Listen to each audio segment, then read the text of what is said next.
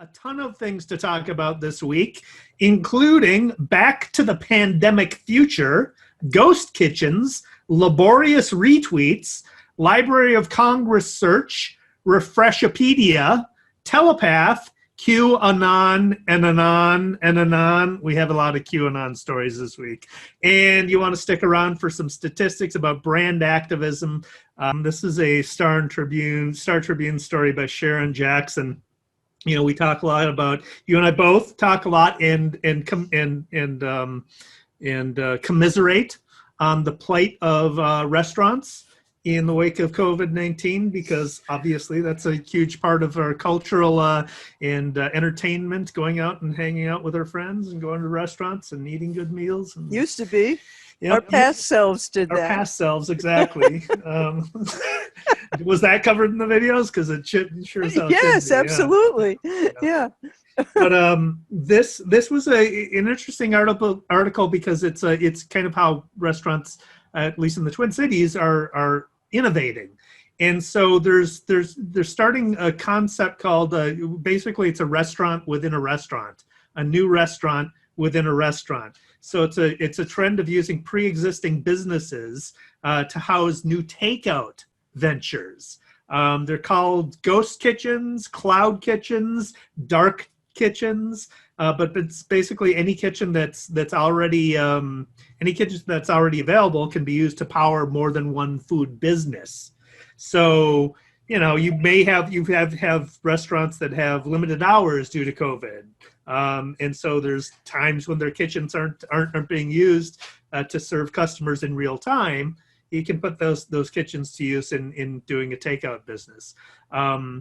Some restaurateurs are going virtual by branching out, and they're using this concept to branch out in different cuisines, testing ideas for brick and mortar ideas for the future, or just using them to keep the lights on and having enough cash flow to survive. But it's keeping with the trend that food delivery has been on the rise before the pandemic came along. So almost 8 in 10 restaurant customers order delivery at least once a month. That's according to last year a survey by the National Restaurant Association, and many are placing their orders on third-party delivery apps like DoorDash and Bite Squad and so forth. But I just found it as an interesting way that people are innovating, adapting to the current reality, and hopefully it's enough. Wow, that's fascinating. You know, there's a street in New York, in Manhattan, 6th Street, where there are one Indian restaurant after another, after another, after another. And for many, many years, it's been known that they all share a kitchen. You know, they're different restaurants. Some have different prices, some have different dishes, but they all come from the same place, and therefore they all taste the same. But it's a really, you know, it's really remarkable the way that businesses are reinventing themselves, the things that they're doing. You know, we're very resilient kinds of creatures. I guess that's really what it comes down to. But well, a lot of the innovation that's happening right now as a result of, what is the necessity is the mother of invention, right? Yeah, a lot of these innovations exactly. are going to be with us for forever now. However long this takes, yeah. Or beyond that. Yeah, really. So I could have put this in both good and bad, but I'm thinking that it's good. Twitter today announced a new series of disinformation checks. And they are going to alter the look and the feel of Twitter until after the election. And the principal thing is to increase the amount of time that you have to spend before you just retweet. There are thousands of accounts that do nothing but retweet what other people say. Now they're going to ask you to make a comment before you retweet. It's just to slow down the craziness. So this is from a Twitter blog post and also a Washington Post story by Elizabeth Dwoskin and Craig Timberg. And so they are going to put more warnings on politicians' lies. I'll believe that when I see it. They're going to restrict premature declarations of victory at the election. They're going to block calls for violence, like this week when Trump called for Army for Trump on his website and on Twitter. asking people to go to the polls with their arms. And it's going to have an effort to harden the platform against abuse of the elections. So you're going to have to add your own thoughts before you retweet. Recommendations and trends are going to get new curbs, which they sorely need, intended to prevent abuse. And you won't be able to just press that retweet button. A screen is going to say, quote the tweet, or provide commentary above the tweet that you might want to share. They're going to label more tweets that violate their policies. The moves are going to intensify the contentious relationship that they have with the Trump and Republicans, who completely insist that they're being restricted unfairly. But what they're going to do now is they're going to add credible information to, I have an example of it in the show notes. They're going to, I don't know how to explain it. If they have falsehoods, there's going to be something that says this may not be a credible source. Here's more information, which every platform has tried to do unsuccessfully. So that's why I'm not sure whether it's going to make any difference. And I see that's why you put the headline that you put for the show notes, because I mean, it's in the good news because they're trying, certainly harder than Facebook. You know, the kidnapping of Governor Whitmer was planned on Facebook. So I don't think you could do that on Twitter with these regulations, but you know, everything's kind of, whatever you think can happen does. So who knows? Yeah, I have a screenshot of basically Twitter's turned into nagware now. Like, when I try and retweet something without you know, it's always popping up and saying, why don't you say something about this, blah blah blah. Yeah, but that's good. It makes people think, because that's what happens on this platform. People don't think, it's all reactionary. So, you know, I mean, but I don't think it's going to slow down Trump in the least bit. Yeah. Well, I mean, you know, it's nagware for me because I retweet credible sources, so I don't have to worry about it. I do, but I comment on them almost always. Yeah. We like to talk about new resources, and this is a cool new one. This is from the Next Web's Thomas Macaulay, who writes that the U.S. Library of Congress has a new AI tool that allows you to search through their 16 million historical newspaper pages for images. So It's called the Newspaper Navigator, and it allows you to search for seminal events that are being reported throughout, you know, American history in local newspapers. So, you know, wars, presidents, whatever. You can see how they've been depicted in the past in newspaper reporting. You can click on an image to download it. You can read the article that accompanies the image. You can view the full issue of the newspaper in question that was cited from. You can learn more about the newspaper. I did it for my Chaska local newspapers back in the distant day, and it was interesting, the stuff that you find. So I'll put a link to it in the show notes for people to check it out.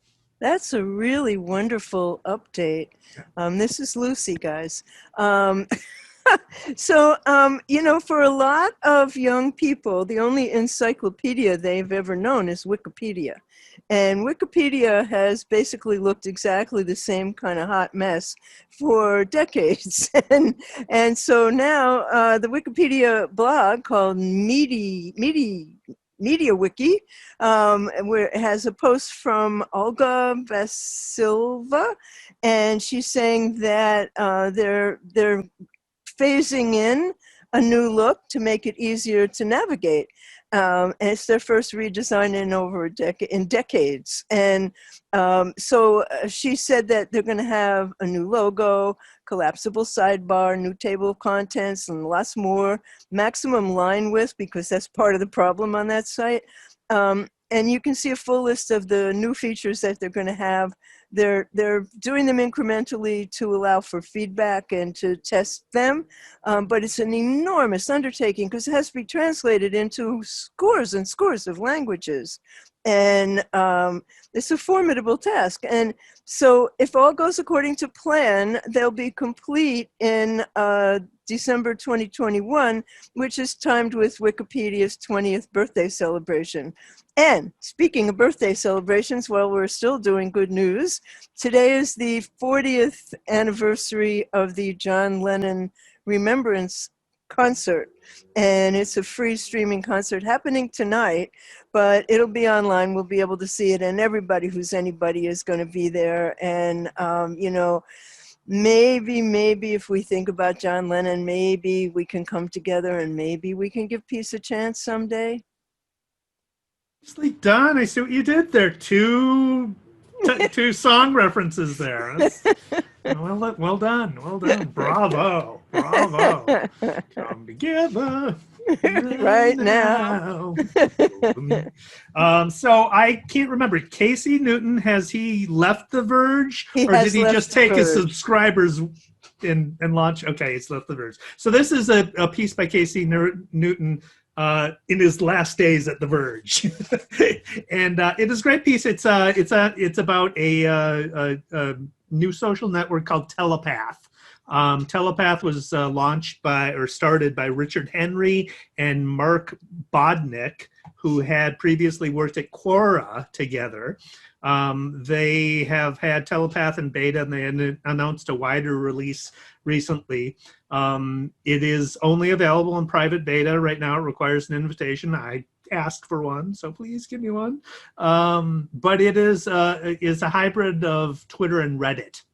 And so there's like Twitter, it has a central scrolling feed of updates. But like Reddit, every post needs to be created within a group, within a subsection of the site, like subreddits are on Reddit. It requires real names. So when you sign up, you have to sign up with your real name, which the article cites that it makes it difficult for activists and dissidents who want to remain anonymous. It requires a real mobile number as well. But it also tells you how to act. So the other social networks never told us this is what we expect of you, the user, on how to behave on the platform. So the first rule is actual behavioral norms for your time spent on Telepath. And they are: be kind, don't be mean, don't attack people or insult what they post, assume that people have good intentions, and if a reasonable person would think that you're being a jerk, that's not okay. Persistent behavior that's on the line. So this is where, you know, people skirt the boundaries of policies. Persistent behavior that's on the line is not okay. Okay, so it's setting up. These are the norms of the community that you have to abide by. They plan to add moderators as it grows, and they're assuming that they will have lower profit margins eventually because they're going to have a heavy investment in full-time employees working on these issues. They decided to launch more widely only after implementing a key privacy feature, which is that the conversations delete by default after 30 days. So taking a page from Snapchat's playbook, but you can save your conversations to your private archive as well. But it's an interesting, different approach, learning from what everybody else has not learned, you know, of all the other social channels, of what is wrong with them. So we'll see how it works, but I'm anxious to get my invite because I definitely want to try this out and see how it works. It's in many ways very similar to Clubhouse, where you have to be brought in by a person. You know, you're not just given invitations. I haven't quite figured out how I get an invitation, but there is the same thing. It didn't start out with the rules of behavior, but they had to evolve. It's limited in size right now, but eventually it's very well financed and it will be a huge network. there have already been problems there with stalking and anti-Semitism and insults. And there are moderators. There will, over time, I'm sure, be paid moderators. There's one person who runs a virtual dinner on Saturday night, and 100 people come to that. And the difference between it and what I think you're describing is that Clubhouse is voice only, and at the moment only on iOS. But you have to have your real name, you have to have a picture, you have to have a bio. You know, you have to raise your hand if you have something to say if you're not a moderator. But what I find astounding about it, and I guess it's astounding about every social network, is that people are talking constantly 24 hours a day. Like, I don't know, doesn't anybody do anything else anymore except talk? I don't quite get it. Yeah, there are different time zones in the world.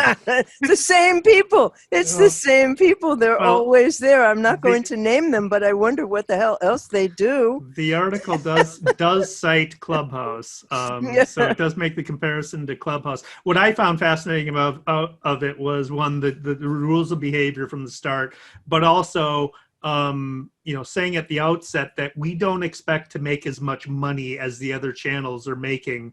And that's, I think, a key aspect of it, because if you're then getting investors or your attention is go public, then you're setting it, the framing of it, that to be successful, we don't have to be like everybody else. And, Right. That's kind of the brilliance of what Jeff Bezos did with Amazon. See, he didn't make money for forever and ever and ever and ever and ever.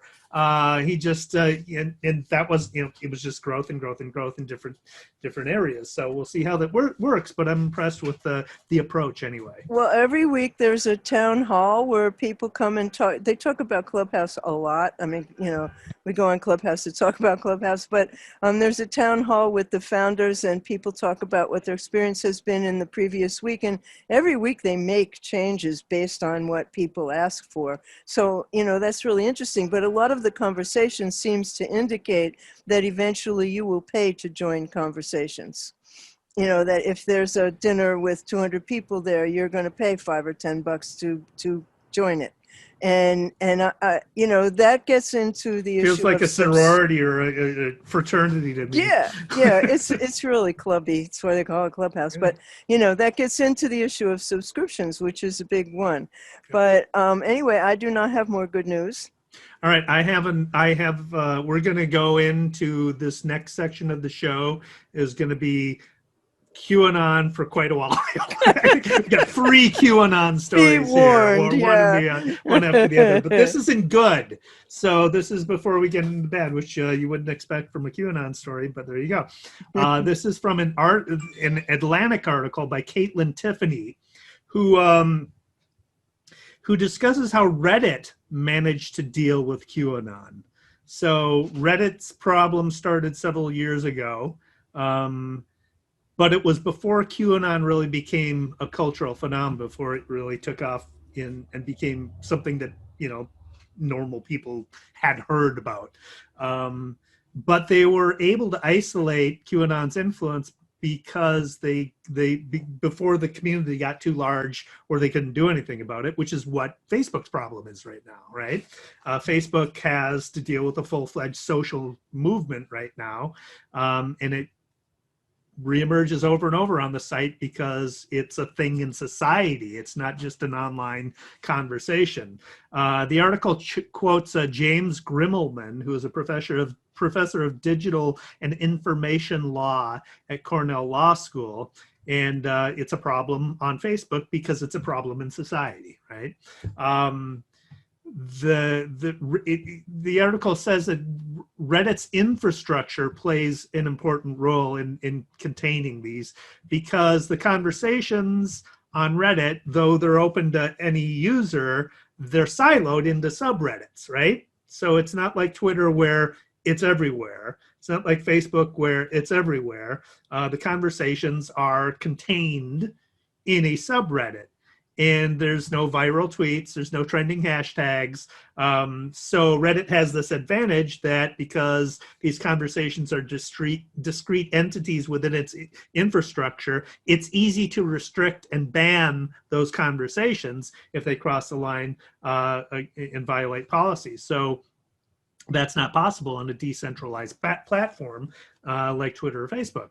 The company has given itself more enforcement latitude too, because the most significant rule is a policy on ban evasion.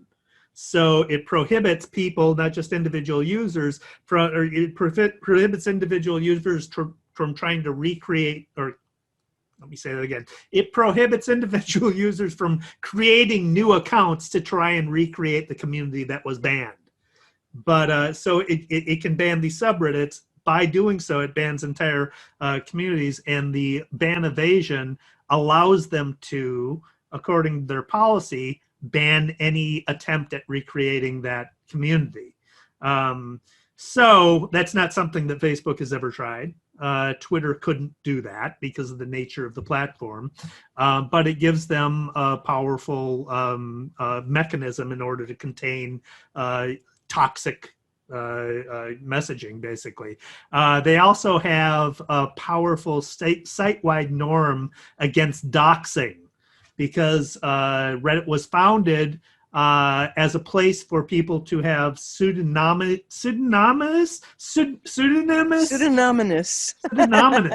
That's a hard word to pronounce. Pseudonymous or anonymous discussions. Doxing is contrary to that value, right? So they have a strong policy against doxing, and that's kind of what QAnon does all the time. So interesting take, and something that newer platforms that are trying to start can learn from. And I think that was one of the things on the previous Telepath that I talked about. It took a very long time for Reddit to clean up its act.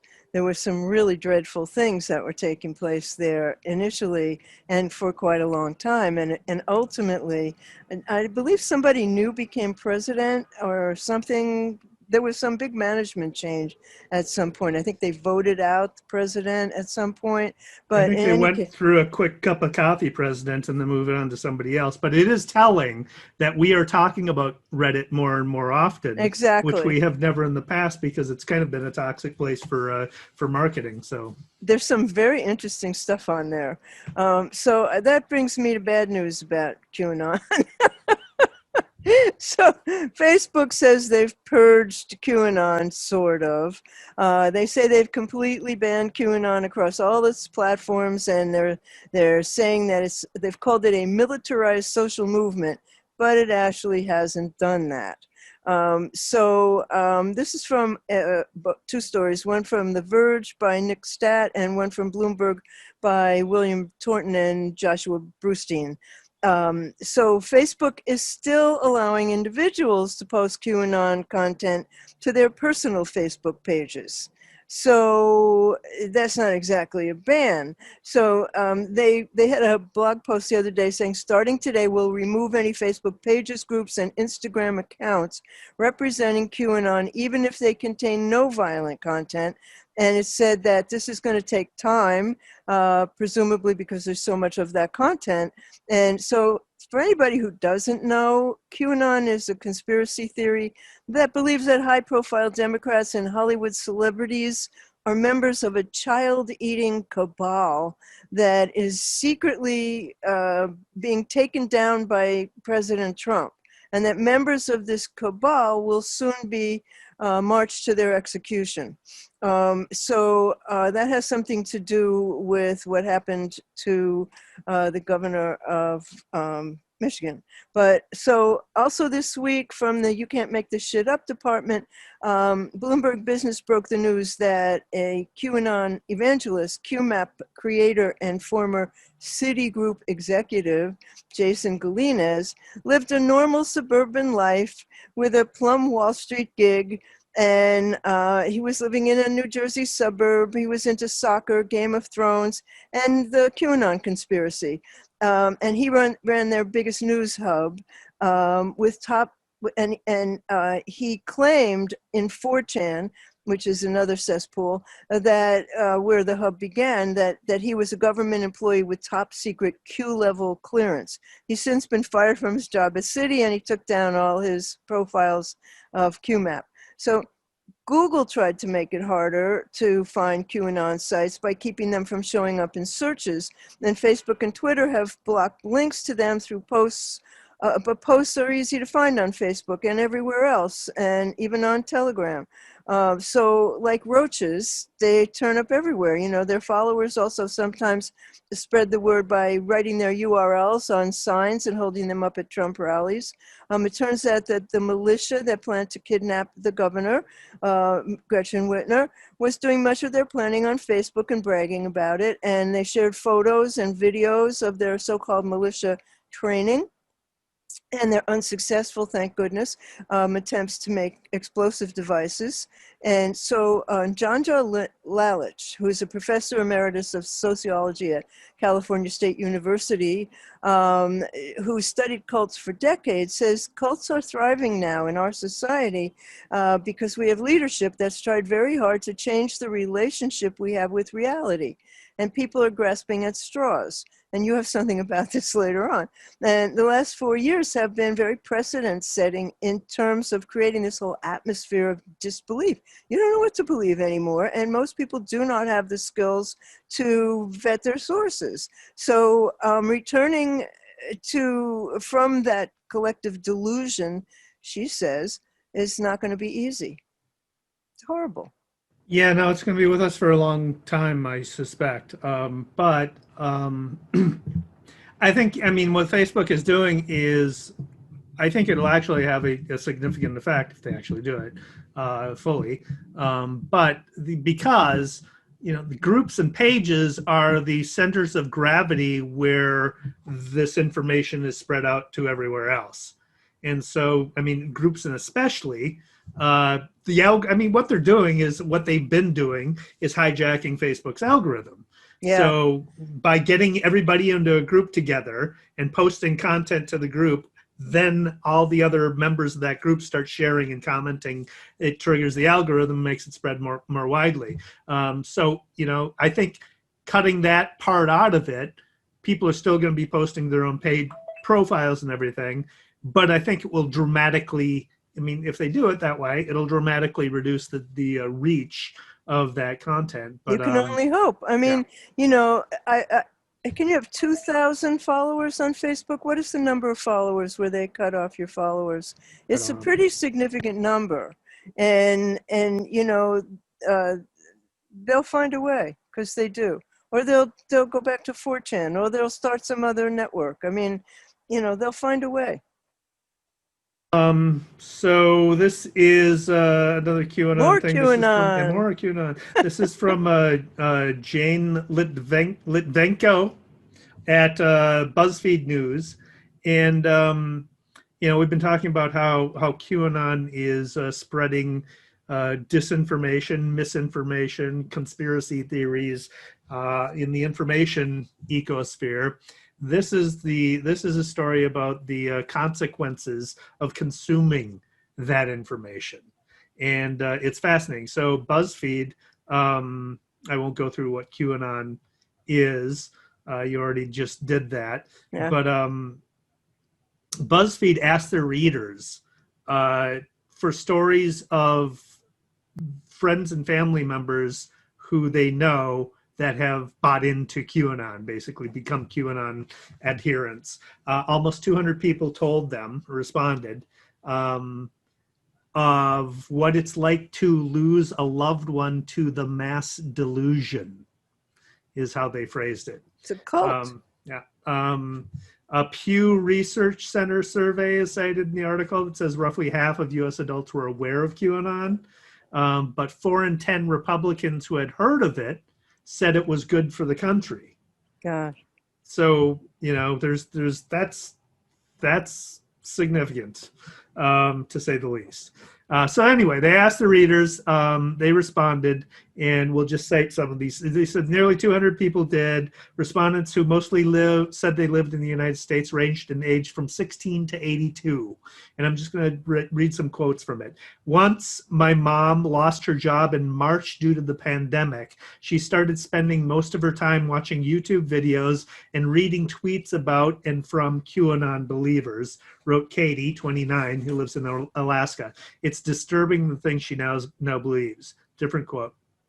My cousin is divorcing her husband over his obsession with QAnon. It ruined their relationship and became a huge wedge between them. My goodness. It is 100% a digital cult, and it's very dangerous. I'm worried about what it will lead to, not only for our own family, but for our society as the whole. It's really scary.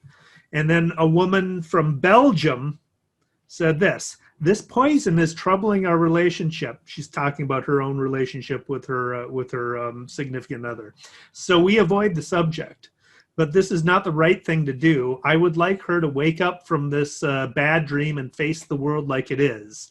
I hope that we in Europe will not turn like the Americans. And I sincerely hope that the U.S., I sincerely hope for the U.S. that the country will take another path. Wow, that's really scary stuff. Yeah, I'll put a link to it in the show notes, obviously, and it's worth a read for, that was just a sampling of the quotes. But it's scary because even before QAnon became such a huge thing, in the wake of Cambridge Analytica and the Pizzagate thing, that was the first instance of it. Pizzagate thing, yeah. Right?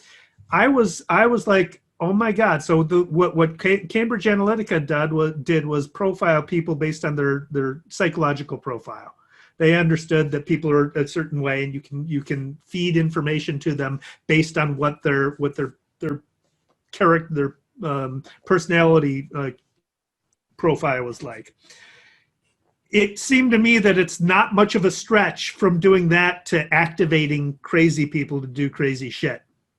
Yeah, and it's clearly happening all around us. Yeah. And I can tell you about somebody who's 98 with those beliefs. So that brings us to shiny objects, yeah? Yeah, what do you got? Well, I just have to precede this by saying that I have had several VR experiences, and I'm one of the people who it makes dizzy. So this wouldn't really work for me, but there's a 360-degree VR treadmill. It's called the Virtuix Omni One VR treadmill, and it lets you move up and down and sideways and side to side. You can go in a 360-degree. That's the VR experience. I'm sure you're just running on the treadmill, but it can detect if you crouch or you kneel, which you probably do during games that you play in VR. And it doesn't take up a lot of room in your house, like you feel like you're doing all this. It's only 4 foot in diameter. But you don't have to worry about getting hurt or falling off because you strap yourself into a vest before you start. And it has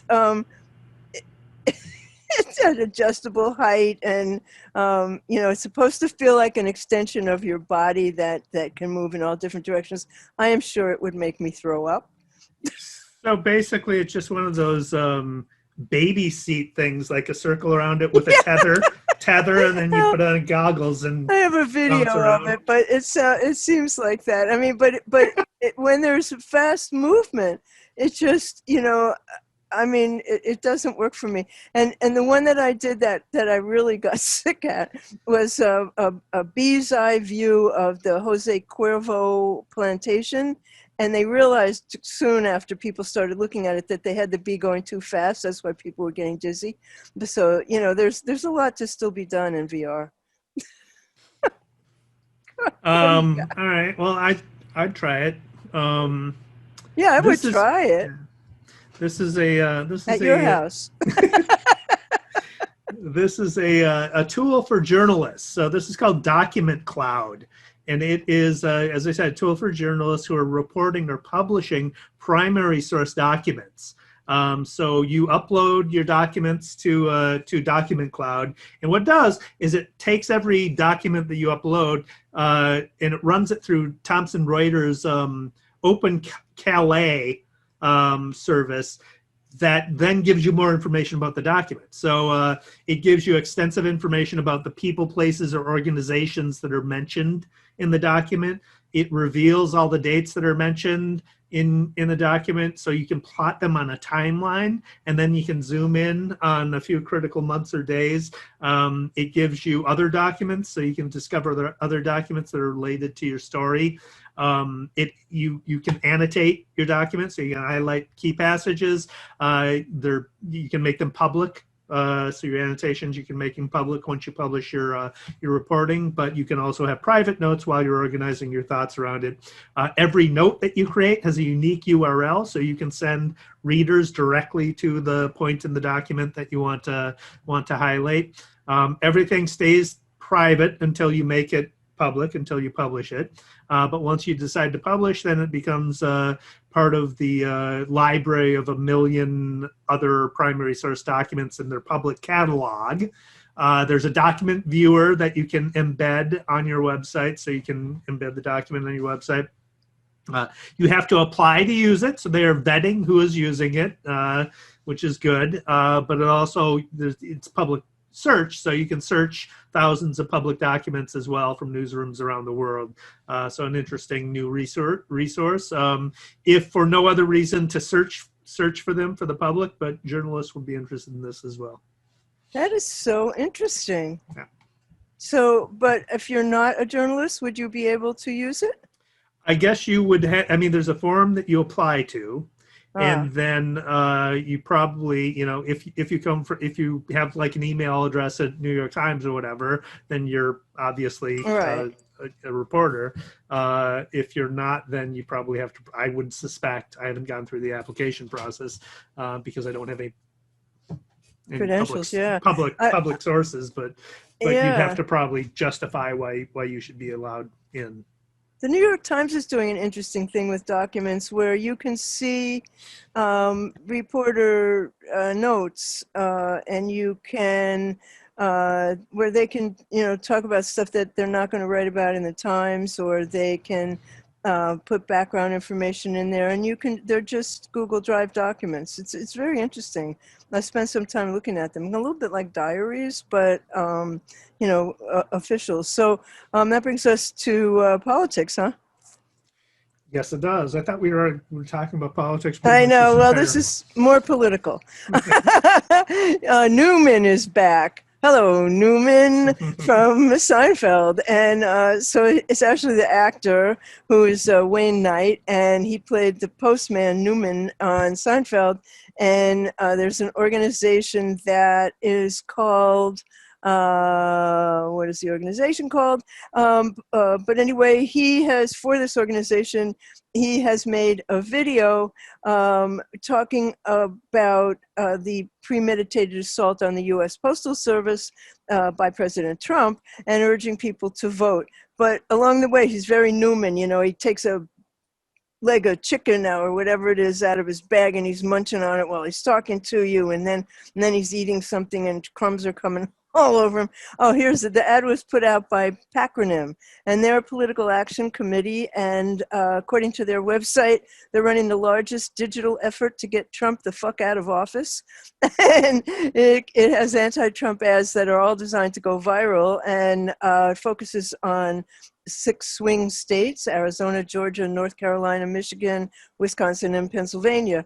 And some of the stuff they do is really very funny. And this is funny only because it's him. And I guess that's the point. But, he's in character in it. And while he's talking, these 2 guys come and they take the mailbox away. Yeah, of course.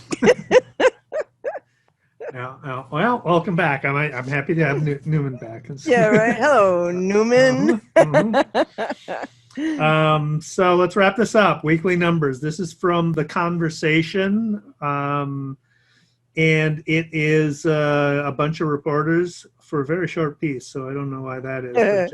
Jessica Vrendenberg, Amanda Spry, Joya Kemmer and Summer Capitan at the conversation. Anyway, they report on the Nielsen survey that reports that 72% of sports fans believe athletes are an important influence in Black Lives Matter movement, and 59% expect athletes to engage personally with Black Lives Matter activism. And Sharp Brand, basically, we've been talking about this like for a long time. We saw this coming, that society is forcing brands to take stands on social issues. So this is just more evidence of that. Well, wow, it's interesting that that is such a big trend now, though. It was, you know, a few standout brands that had the nerve to do it at the start, and now it's getting more mainstream. And, you know, that has a lot to do with the website that you just finished, where, you know, you can do business with brands that do good. That's what we want.